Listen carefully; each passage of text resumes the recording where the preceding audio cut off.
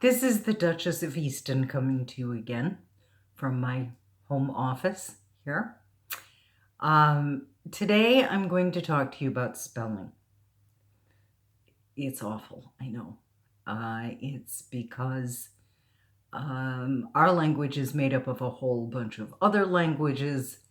It's because words that were pronounced the way they were spelled when the printing press came out are no longer pronounced that way. For example, the word knight, like knight in shining armor, used to be pronounced knicht. If you were ever transported back in time, you wouldn't understand most of what anybody was saying, even if they were speaking English. But the spelling hasn't changed. It's been frozen. So that's part of the reason. Now, do not concern yourself that you can't spell and you think that makes you stupid. There is absolutely no connection between intelligence and spelling ability. There are people who are brilliant and can't spell their own names. Shakespeare never did, by the way. He spelled his name different way every time. And there are people who, quite frankly, don't have two brain cells to rub together and are phenomenal spellers. So it has nothing whatsoever to do with whether or not you're intelligent. Fast readers tend to be poor spellers. So you have such an advantage over when I went to school. You have this thing called spell check, which is wonderful. We had to look it up in a dictionary, which is hard to do when you can't spell. So what I want to do today is to start you with a series of, and I promised you I'd show you the book that I use. This is the book that I use.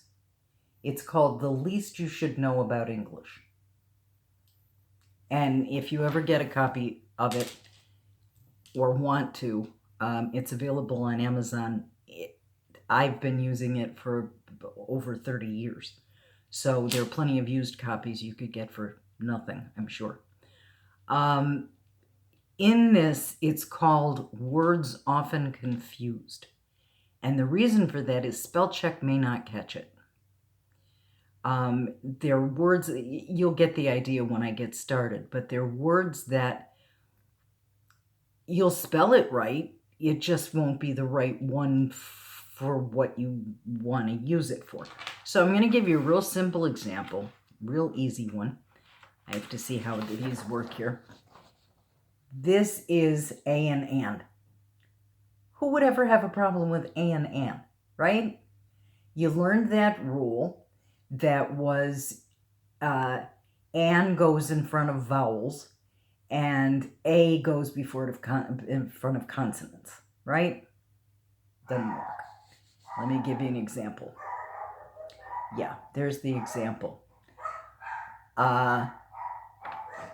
I'll be there in, would you say hour, even though H is a consonant? No, you wouldn't.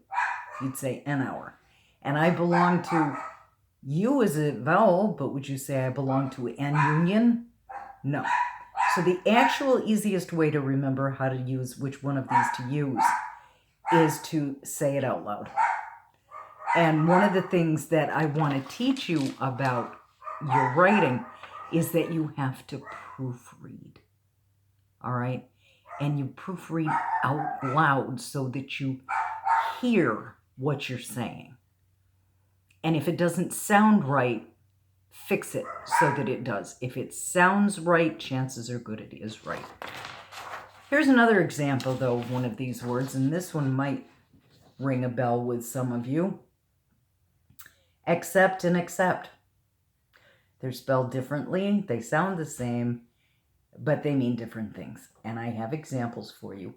I accept the invitation.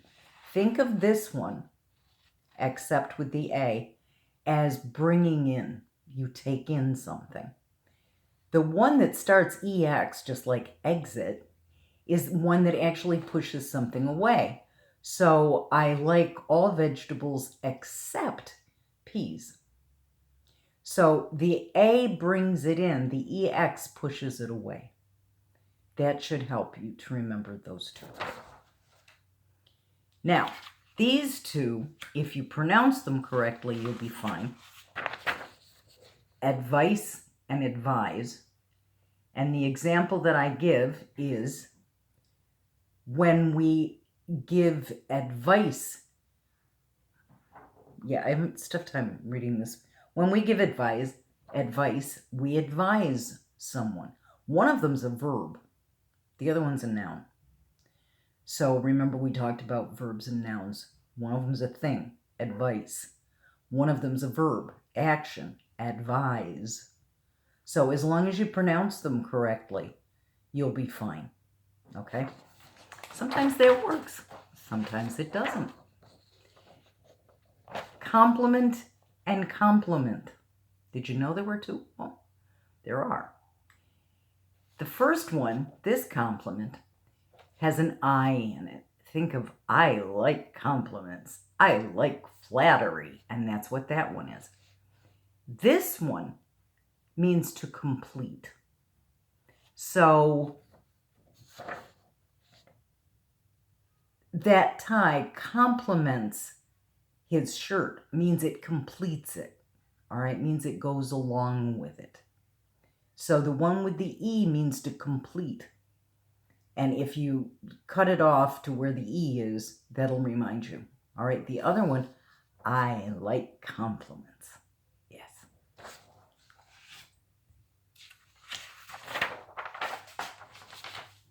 This one you may know. You may not. But just in case, I'll give you a hint on how you do these. The first one is brake, all right? And that's a stopping mechanism. It's the brakes on your car, your bike, your snowmobile, if they have brakes. It's a mechanical stopping device, all right? The other brake is everything else, all right? So this brake is a stopping device. This brake is everything else. If it's not a mechanical stopping device, it's this one. So give me a break, take a break, any of those, all right? If it's not a mechanical stopping device, it's the other brake. Break a leg. Yeah. I don't think you should do that. It was an example. Now, this one can be extremely important, especially if you live in colder climates where it gets really, really cold. All right. This one is clothes and cloths. That E makes a big difference because if you dress in cloths, especially in cold climates, you could lose parts of your anatomy that you don't want to lose. Frostbite, no. So clothes, that little E matters, or cloths. You can use cloths to clean up a mess. Don't use clothes. And when you wear them, wear clothes, okay? It's better for your health and possibly your social life. This next one, again, is another one that if you remember one of them is one thing and the other one is the other, is everything else, you're going to be okay. So the first coarse with the A means hard or rough. Coarse sandpaper, coarse gravel, all right? The other one is everything else.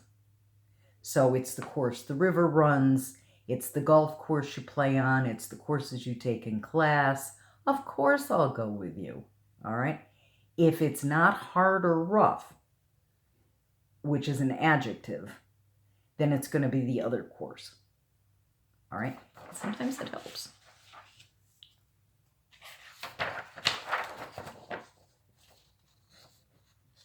Dessert and dessert, all right? This has another little problem with it. This one, the one that you have two S's, you want two helpings of it. Strawberry shortcake, all right?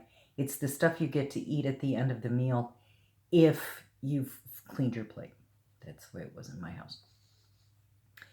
The other one is the tricky one, because as a lot of words do in English, it's spelled the same, but it can be pronounced in two ways.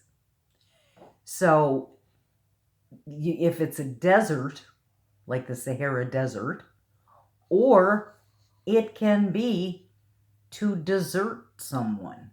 Now, if you desert someone, it doesn't mean you throw a pie in their face. It doesn't have two S's. So if you remember that the one with two S's is that stuff after the meal, the best part, then you'll remember that the other one is everything else. And you won't end up throwing sweets at somebody. This one, most people would look at it and say, "What's whoever uses have and of? What's the problem?" I'll show you the problem. There's the problem. What are you tempted to write for should have, or should have, would have, could have, might have? They all sound like of, but they're the contraction for the word have. Should have, would have, could have, might have, will have. Will have? Anyway. So it sounds like of, but it's the contraction for have. All right? That one's a little bit more difficult. A lot of people have problems with that one, but there it is. I've taught it. Good luck.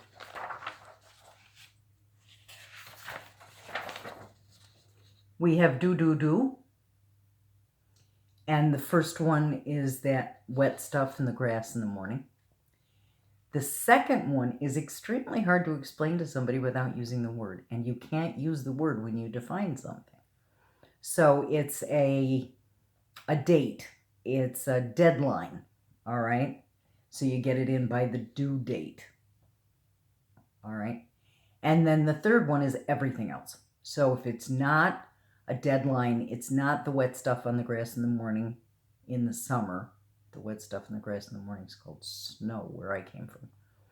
All right? Then the one, D-O, is for everything. All right, everything else. This one shouldn't be too hard, but it leads to others. This is hear, hear. Well, the first one, of course, you hear with your ear, and the word ear is right in it. The other one, here usually isn't a problem, but this here, if you look carefully, shows up here and there and everywhere. And that'll give you a clue for when we get to there, there, there. All right, which is a problem for many people. So here is a place. And ear, this here, is this ear.